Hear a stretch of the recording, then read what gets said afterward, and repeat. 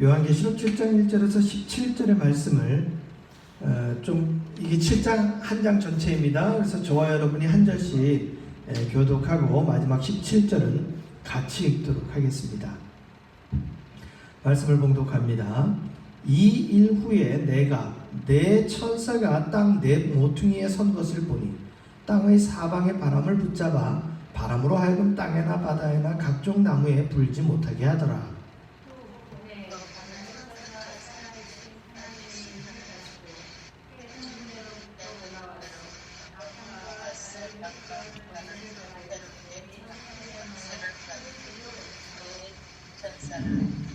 이르되 우리가 하나님의 종들의 이마에 인치기까지 땅이나 바다나 나무들을 해하지 말라 하더라. 내가 인침을 받은 자의 수를 부르니 이스라엘 자손의 각 지파 중에서 인침을 받은 자들이 14만 4천이니 유다 지파 중에 인침을 받은 자가 1만 2천이요 루벤 지파 중에 1만 2천이요 갓 지파 중에 1만 2천이요 아셀 지파 중에 1만 2천이요 납달리 지파 중에 1만 2천이요 므낫세 지파 중에 1만 2천이요 시므온 지파 중에 1만 2천이요 레위 지파 중에 1만 2천이요 이사갈 지파 중에 1만 2천이요 스불론 지파 중에 1만 2천이요 요셉 지파 중에 1만 2천이요 베냐민 지파 중에 인침을 받은 자가 2만 2천이라. 이 일 후에 내가 보니 각 나라와 족속과 백성과 방언에서 아무도 능히 셀 수 없는 큰 무리가 나와 흰옷을 입고 손에 종려가지를 들고 보좌 앞과 어린 양 앞에 서서 그 소리로 외쳐 이르되 구원하심이 보좌에 앉으신 우리 하나님과 어린 양에게 있도다 하니 모든 천사가 보좌와 장로들과 네 생물의 주위에 서 있다가 보좌 앞에 엎드려 얼굴을 대고 하나님께 경배하여 이르되 아멘 찬송과 영광과 지혜와 감사와 존귀와 권능과 힘이 우리 하나님께 세세토록 있을지어다 아멘 하더라. 장로 중 하나가 응답하여 나에게 이르되 이 흰옷 입은 자들이 누구며 또 어디서 왔느냐? 내가 말하기를 내 주여 당신이 알거니와 하니 그가 나에게 이르되 이는 큰 환난에서 나오는 자들인데 어린 양의 피에서 그 옷을 씻어 띠게 하였느니라. 그러므로 그들이 하나님의 보좌 앞에 있고 또 그의 성전에서 밤낮 하나님을 섬김에 보좌에 앉으시니까 그들 위에 장막을 치시리니 그들이 다시는 죽이지도 아니하며 목마르지도 아니하고 해나 아무 뜨거운 기운에 상하지도 아니하리니. 같이 읽습니다. 이는 보좌 가운데에 계신 어린 양이 그들의 목자가 되사 생명수샘으로 인도하시고 하나님께서 그들의 눈에서 모든 눈물을 씻어주실 것임이라. 아멘. 오늘 말씀의 제목 모든 눈물을 씻어주시리 라는 제목으로 오늘 본문의 말씀을 함께 나눕니다. 오늘 요한계시록 7장은 우리 6장까지 이어지는 그 7개의 인을 떼는 장면들이 있었죠. 그래서 하나하나 뗄 때마다 흰말, 검은말, 기억나세요? 청황색말 이렇게 말들이 등장을 하고 활도 들고 칼도 들고 이런 천사들이 이 땅을 심판하는 장면들, 땅의 역사가 어떻게 진행될 것인지에 대한 장면들을 요한에게 보여주었는데 지금 오늘 7장은 7번째 인을 떼기 전에 6번째 인을 떼고 난 곧 막간의 이야기를 지금 보여주는 거예요. 인을 6개 띄었고요. 7개 떼기 전에 그 사이에 6개까지 띄고 7개를 떼나 하고 봤더니 7개는 아직 7번째 인은 안 뗐는데 이 일 후에 내가 내 천사가 땅 네 모퉁이에 선 것을 보니 하면서 장면이 어떻게 되느냐? 천사 네 천사가 땅 모퉁이에 섰대요.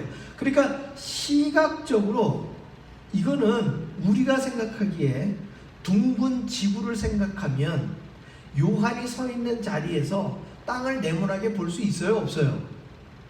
땅을 네모나게 보기가 어렵죠. 그러나 지구 바깥에서 지구 멀리 떨어진 쪽에서 이렇게 지구를 본다면은 이렇게 구체같이 생긴 지구가 일단은 원으로 보이겠죠.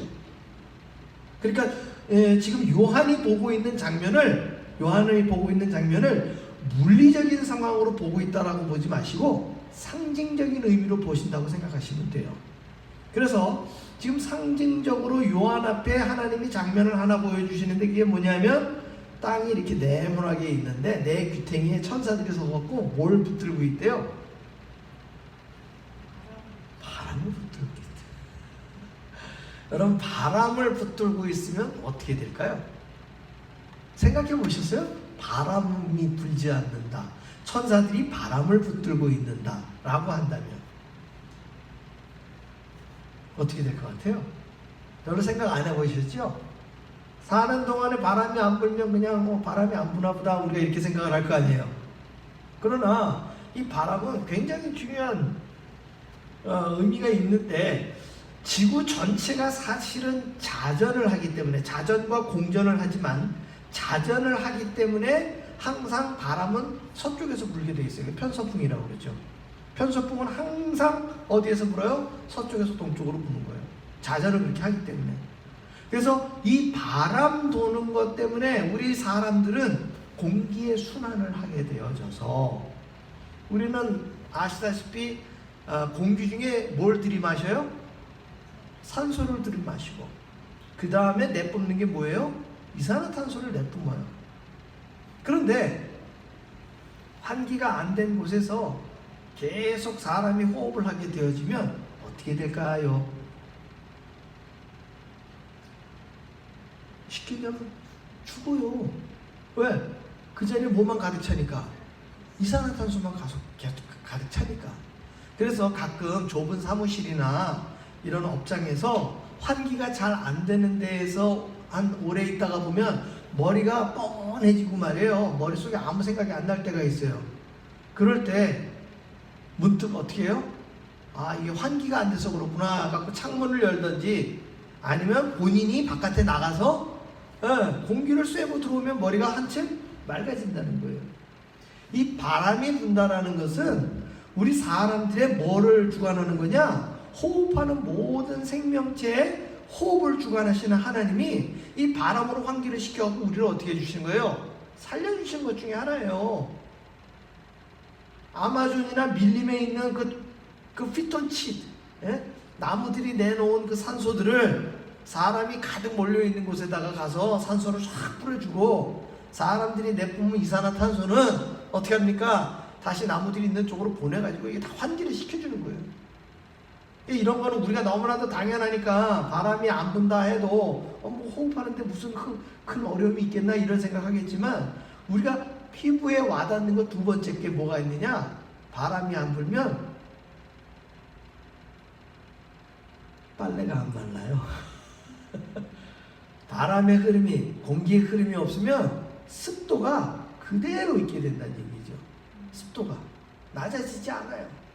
그래서 어려움이 있어요. 그리고 우리가 먹는 모든 식물들 역시도 환기가 되어지고 바람이 돌아야 그 식물들이 곡식을 맺고 꽃을 내놓고 또 꽃가루를 날리고 모든 번식을 할 수 있는 게 무슨 힘이에요? 바람의 힘이라는 것이죠. 그런데 지금 천사들이 어떻게 했다는 얘기예요? 바람을 붙잡았다는 얘기예요. 바람 피지 못하게 바람을 붙잡은 그런 얘기가 아니라 이 바람을 붙잡은 이유로 인해 가지고 지구 위에 있는 모든 생명들은 위험한 상황에 벌어져요. 그런데 더 재미있는 거는 2절에 보니까 또 봄에 다른 천사가 살아계신 하나님의 인을 가지고 해 돋는 데로부터 올라와서 땅과 바다를 해롭게 할 권세를 받은 네 천사를 향하여 큰 소리로 외쳐 이르되 우리가 우리 하나님의 종들의 이마에 인치기까지 땅이나 바다나 나무들을 해하지 말라 이렇게 얘기하는 거예요. 그러니까 뭐냐면 네 천사가 바람을 잡는 순간부터는 어떻게 되는 거예요? 바다나 땅이나 나무들이 다 생명을 잃게 되는 것인데 그 생명을 잃게 하는 그 해로운 시간이 되기 전에 이 동쪽에서 등장한 천사가 하나님으로부터 이 인이란 얘기는 결국 도장인데 이마에다가 이렇게 도장을 빵빵 쳐가지고 이 이마에 도장이 있는 사람들은 어떻게 해주는 거예요? 살려주시는 거예요. 해를 받지 않게 하겠다는 얘기예요. 바람이 불지 않거나 땅이나 바다나 나무들이 해함을 받을 때에 이마에 도장받은 사람들은 해를 입지 않게 하겠다는 거예요. 그래서 우리가 그 내용까지 보았을 때 그 뒷장이 참 재밌어요. 12지파로 대별된 야곱의 아들들의 이름이 등장을 합니다. 여러분들이 저랑 같이 읽었는데요. 여기서 잠깐 퀴즈. 야곱의 아들들 중에 이름이 빠진 사람이 있어요. 누구일까요? 한 30초 드릴 테니까 한번 보세요.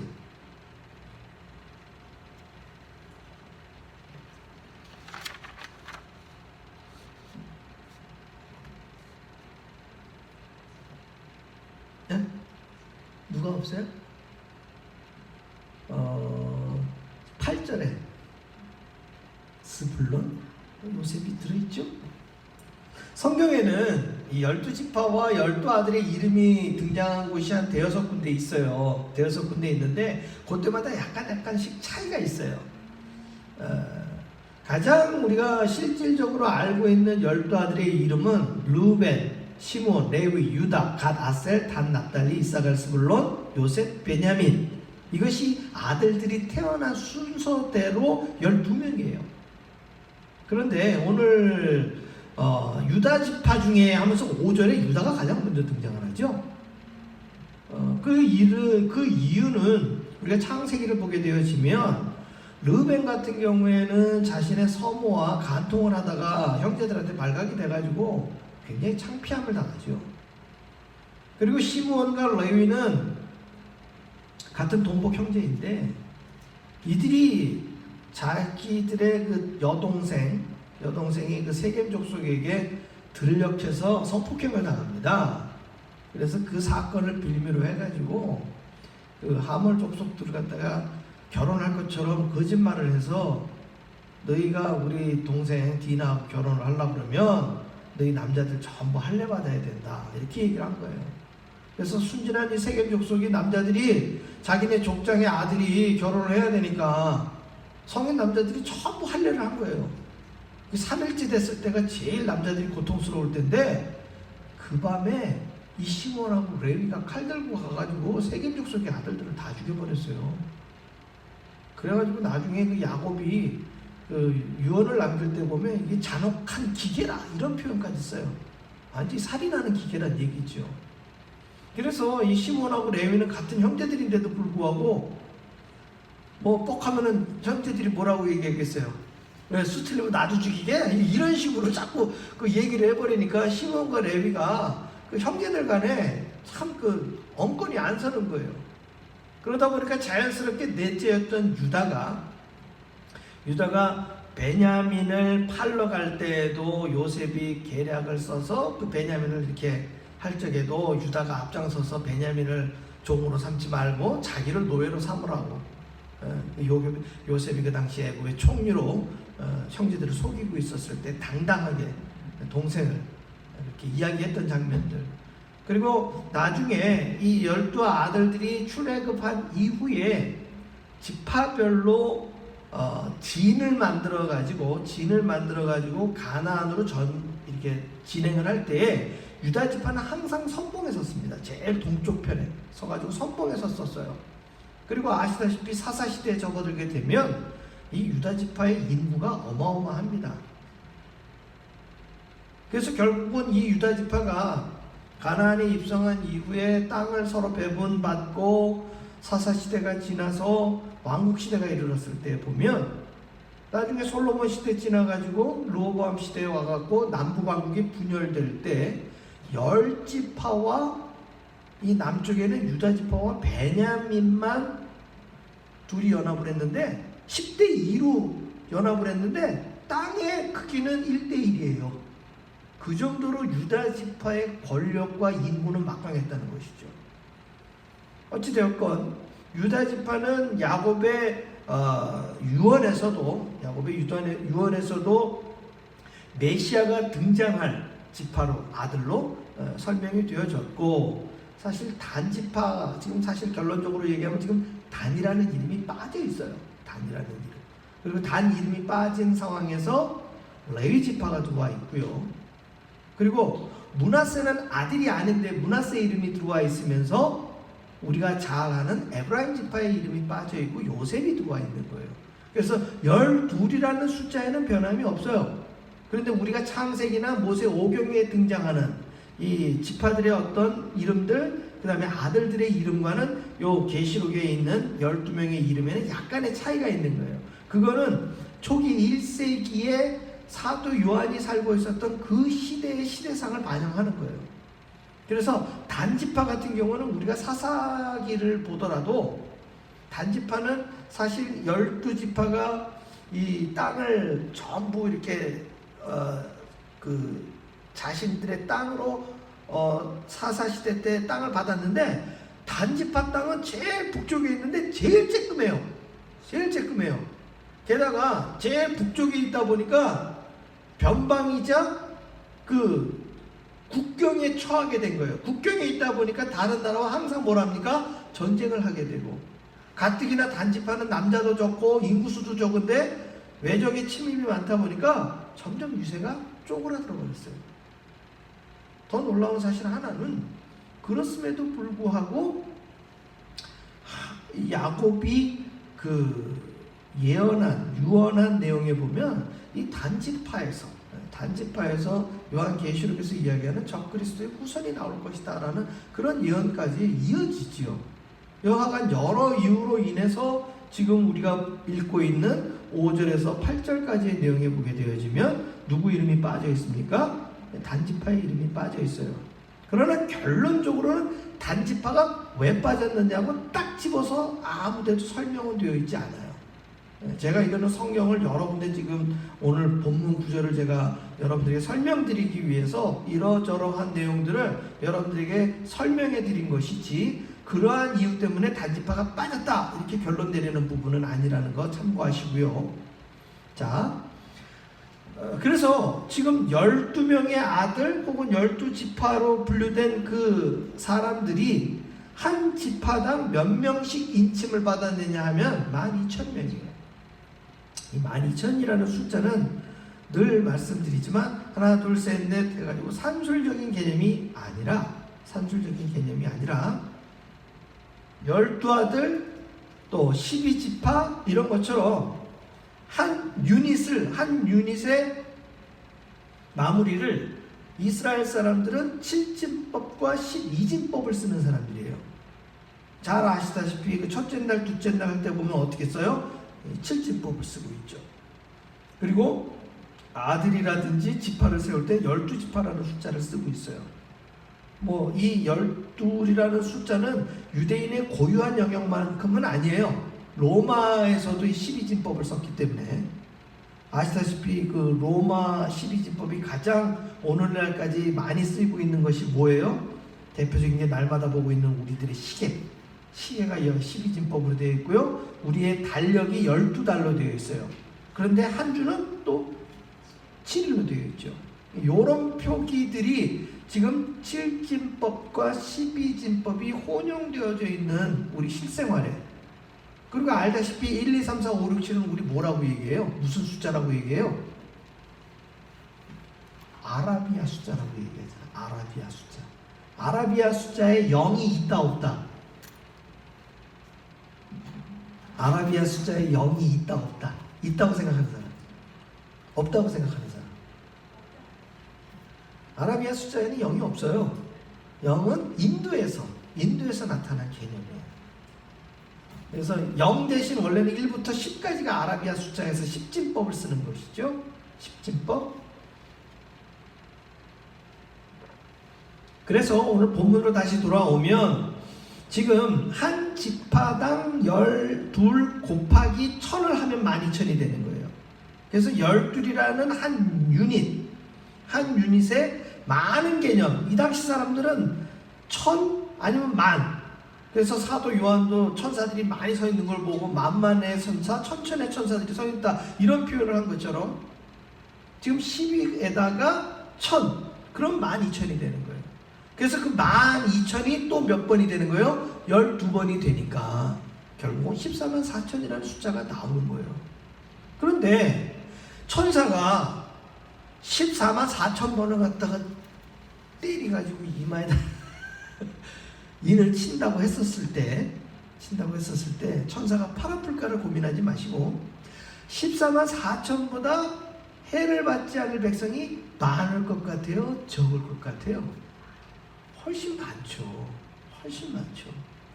단순하게 비교하면 해봐도 지금 21세기에 살아가고 있는, 지구상에 살고 있는 숫자가 거의 65에서 70억을 왔다 갔다 하는데 거기서 해를 받지 않을 사람이 14만 4천 명이라고 그러면은 우리 예수님의 보혈의 능력이 너무 적은 거 아닙니까? 그렇죠? 게다가 그 숫자가 지금 1차적으로 어디에 제한되어 있어요? 유대인들에게 제한되어 있잖아요. 이거는 유대인들만 구원받는 숫자가 아니라 지금 현재 사도 요한이 익히 알고 있는 야곱의 아들들, 그리고 이것은 확장되어져서 누구에게로 이것이 확장되어지냐? 사실 저와 여러분이 오늘 7장에서 눈여겨봐야 될 부분은 14절에서 17절을 우리가 잘 봐야 돼요. 앞에 있는 것은 뒤에 나오는 내용을 설명하기 위한 일종의 인트로덕션이에요. 14절부터 16절을 제가 읽어드릴게요. 더 재밌는 거 먼저. 지금 9절에 보면은 이렇게 나와요. 이 일 후에, 그건 뭐냐면 이제 14만 4천 명, 인침을 받는 숫자들의 얘기를 끝낸 거예요. 천사가 끝을 냈는데 9절에 보니까 이 일 후에 내가 보니 각 나라와 족속과 백성 방언에서 아무도 능히 셀 수 없는 큰 무리. 재미있는 건 천천이나 만만이나 숫자였던 그 눈에 보였던 천사들보다 지금 등장하는 이 무리가 그냥 이렇게만 봐도 훨씬 많은 걸로 딱 보여지는 거예요. 이 얘기는 결국 무슨 얘기냐? 14만 4천보다 이 무리가 많다 적다? 어마무시하게 훨씬 더 많다는 거예요. 근데 그 무리가 각 나라와 족속과 백성 방언을 쓰고 있다는 것이죠. 그 얘기는 인종도 다르고 피부색도 다르고 언어도 다르다는 거예요. 그런 무리들이 굉장히 많은 무리가 나와가지고 흰옷을 입고 손에 종려강지를 들고 보좌 앞과 어린 양 앞에 서서 큰 소리로 외쳐 이르되 구원하심이 보좌에 계신 우리 하나님과 어린 양에 있도다. 이게 데모할 때에는 외침이겠어요? 아니면 찬양이겠어요? 찬양이죠. 찬양을 드리니까 모든 천사와 보좌와 장로들이 같이 부르면서 같이 얼굴을 대고 하나님 앞에 경배를 했어요. 근데 재밌는 게 그렇게 경배를 드리고 났는데 장로 중에 하나가 꼼꼼히 사도 요한을 보더니 야, 저 무리들 누구냐? 그 얘기는 뭐예요? 지금 천상계에 있었던 이 장로들도 저 무리들을 본 적이 없었던 거야. 지금 하나님과 예수님이 사도 요한에게 앞으로 장차 될 일을 보여주는 이 시뮬레이션 가운데에서 그들이 나타난 것을 현재 천상계에 있었던 24보좌에 있던 장로들도 그제서야 본 거야. 그리고 미리 있었던 존재들도 아니란 얘기예요. 그 존재들은 시간적으로 언제 나타날 존재들? 앞으로 나타날 존재란 말이에요. 재밌지 않습니까? 장로가 같이 그 많은 무리가 찬양을 드리고 막 영광을 돌리니까 얼떨결에 같이들 했어. 같이들 해놓고 도저히 궁금하니까 살짝 고개를 돌려가지고 사도 요한한테 물어보는 거야. 왜냐하면 사도 요한도 이전에 못 보던 얼굴이었는데 하나님이 올라와라 해갖고 사도 요한이 올라왔고, 그 사도 요한 한 사람에게 지금 하나님이 프리젠테이션을 해주는 거니까 24 장로들 입장에서는 지금 사도 요한의 정체성이 애매모호하지만 어쨌든 하나님이 부른 사람이니까 굉장히 중요한 사람이라는 걸 인지를 한 거죠. 그런데다가 지금 비슷한 시기에 지금 어마무시한 무리들이 나타나니까 어차피 자기들 같이 있었던 장로들끼리 눈짓을 했으니까 아마 몰랐을 거야. 아니야. 근데 막 이랬겠지. 그러니까 그 중에 한 장로가 그 호기심을 못 이겨서 결국은 누구한테 물어보는 거예요? 요한한테 물어보니까 요한이 나도 몰라요. 그러면서 그 질문을 누구에게 넘깁니까? 예수님에게 넘기는 거예요. 굉장히 거룩하니까 우리가 이러한 부분들을 그냥 당연한 것처럼 이렇게 넘어가고 있고, 이 구절을 우리가 그냥 쉽게 넘어가지만 한꺼풀 열고 들어가 보면 굉장히 재밌는 장면인 거예요. 그래서 14절을 보니까 내가 말하기를 내 주여 당신이 하시나이다 하니 그가 나에게 이르되, 여기서 그는 누구예요? 이 성자 하나님 예수님이에요. 그가 나에게 이르되 이는 큰 환난에서 나오는 자들인데 어린 양의 피에 그 옷을 씻어 희게 하였느니라. 할렐루야. 아까 단지판은 아무도 못 맞히셨는데 여기서 하나 더 또 퀴즈를 드릴게요. 여러분 지금 읽으신 장면에서 뭔가 문장상 어폐가 있는 거 보이세요?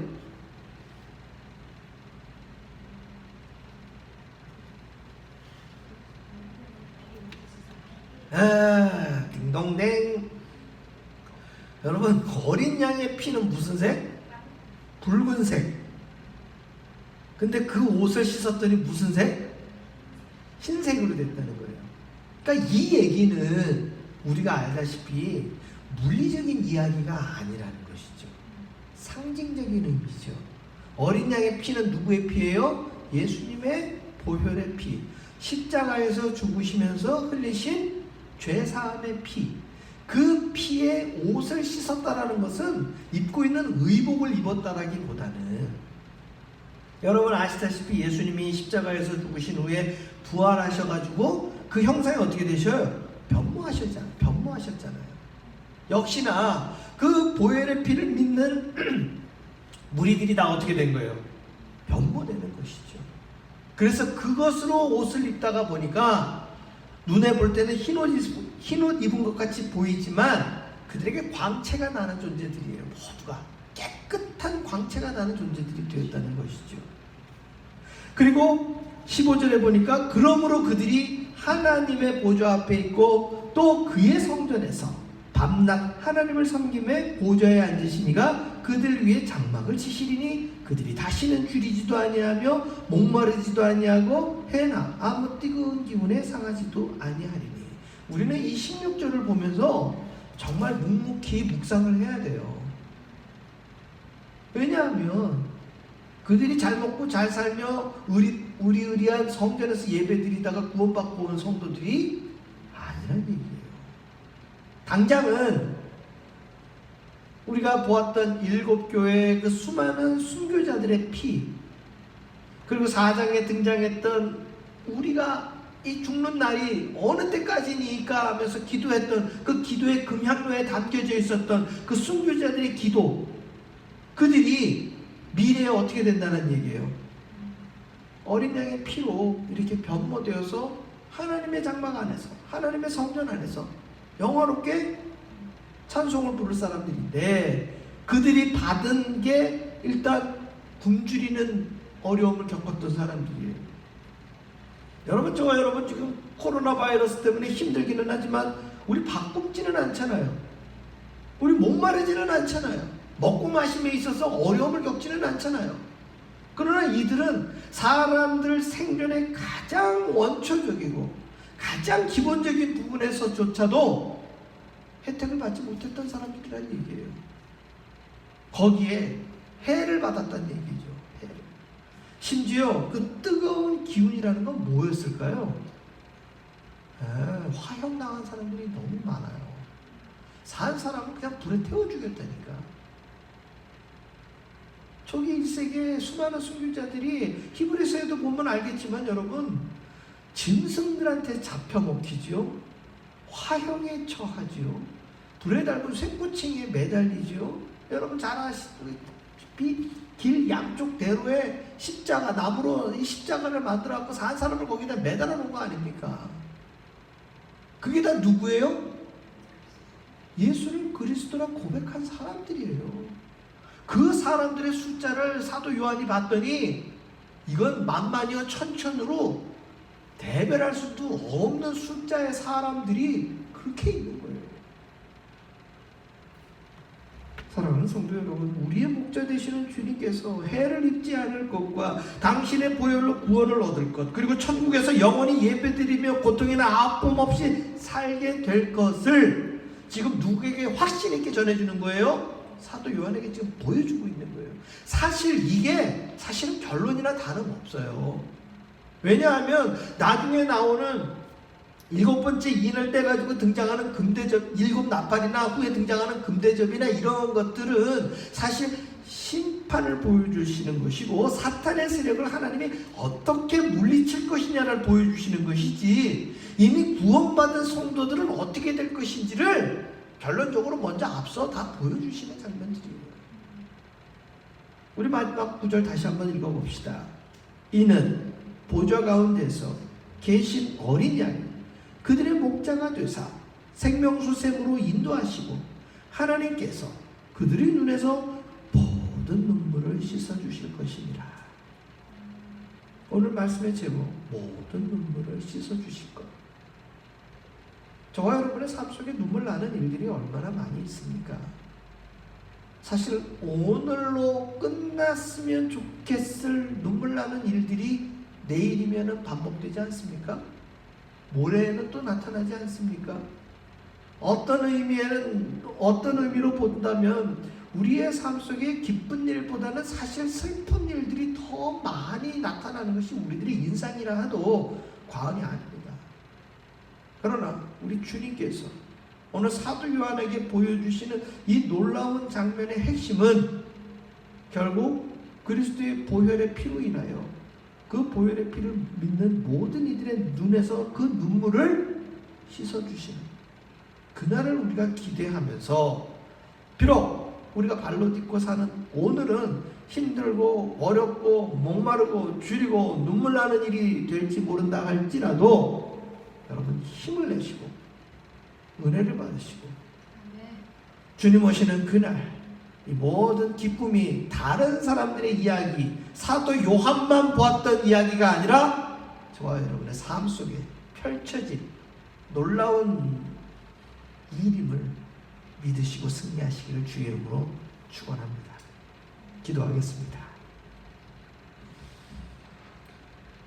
하나님, 우리의 삶 속에 힘들고 어려운 일들이 날마다 반복되어져서 때로는 지겹고 힘든 일상이 우리들의 삶을 휘젓고 돌아다닙니다.